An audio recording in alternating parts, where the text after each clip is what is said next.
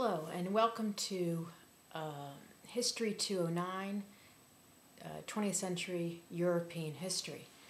And this is a course that WVU has had online for the first time last semester, and I taught it then. My name is Kathleen Negley, and this is our second round of this particular course, and I think last time went very successful, and I'm sure we'll have a successful semester together as well.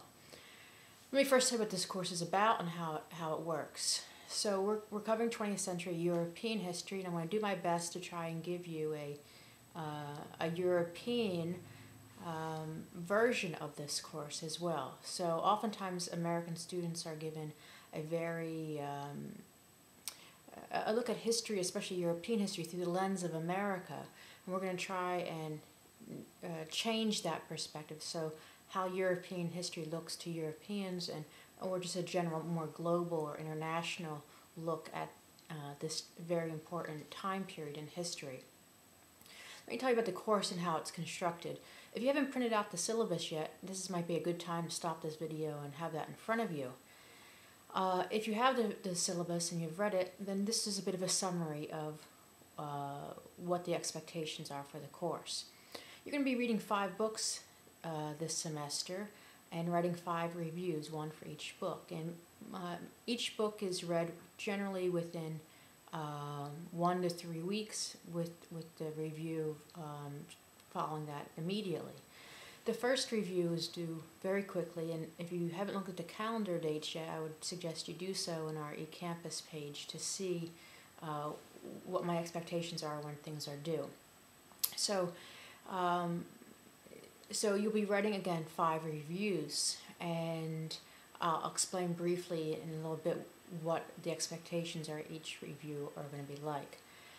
The books I chose deal with the general span of the 20th century in terms of time, starting with pre-World War I into the World War I era, going into 1920s and 30s Russia. I then go on to the World War II era, and then post-World War II in Central Europe, and then I finished the century in the breakup of Yugoslavia. So these books are taking places, are part of different regions of Europe, and also following chronologically the time period of the century. There's no textbook with this course if you haven't figured that one out yet. And basically my lectures are going to help guide you through this history, and there's going to be supplemental videos that go along with this material, and documents and such that you'll read to help give this overall picture of what this century is like. So that's one aspect of the course: 5 books, 5 reviews. Another aspect of the course is a movie review, and I'm going to have you watch of your choice, but of a European-made foreign film about a particular time or era in the 20th century in Europe. So I'm not looking for a Hollywood production about something that happened in Europe. I'm looking for a French film about something that maybe happened in France. And if you look in the syllabus, I give you some directions of how to find a foreign film if you're not familiar with watching these types of films. WVU Library has a large selection of DVDs that you can borrow. And also, if you go to if you live in Morgantown, the Morgantown Public Library has an amazing collection of foreign films. You can also look at your local Blockbuster or one of these video stores for a particular film. Or if you get Netflix, I find that to be an excellent source to find foreign films. Again, the only caveat is that it's a European-made film in Europe, about something that happened in Europe in the 20th century. So, try not to find a movie that is, about the present day, 2000, in the 21st century. Look for something during the time period. And believe me, there are hundreds, maybe even thousands of films that would fit that criteria. And you'll also make a review about that film as well. and the film review is going to be the same format as the book reviews. I'm basically asking you to write 1 to 2 pages typed and single spaced, and don't be afraid to have, be on the short side of that. A good review is concise and is insightful, and that's what I'm looking for here. I'm not looking for, oh yeah, I liked it, it was good. That's not the kind of review we're looking for at the college level. A review takes a particular angle of the book or film, takes a particular viewpoint, and explores that within the book. So, for example, in these books, you'll be reading memoirs oftentimes, and there might be particular themes that they seem to come to again and again. You decide what that theme is that the author has pursued, and you criticize whether or not they have done that well or not. So you have to take an angle to it, and this is, at the basis of writing any thesis-based essay. You have to develop what that thesis is. Now, if you're having any kind of trouble with this, you're not sure what angle to take on a book, then please write to me. Get your book done. If you have trouble writing, it's a good idea to read the book quickly and send me some ideas, email me some ideas, and I'll tell you if you're on the right track, or I'll help edit a rough copy, etc.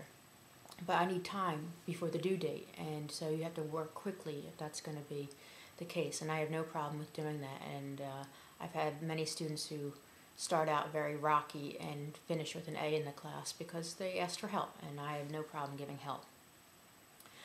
A little bit about, a little more about what you have to do. So you have your 5 books, you have your book review, you have an attendance grade in this class, and that's based on a particular feature of eCampus, which is a tracking device.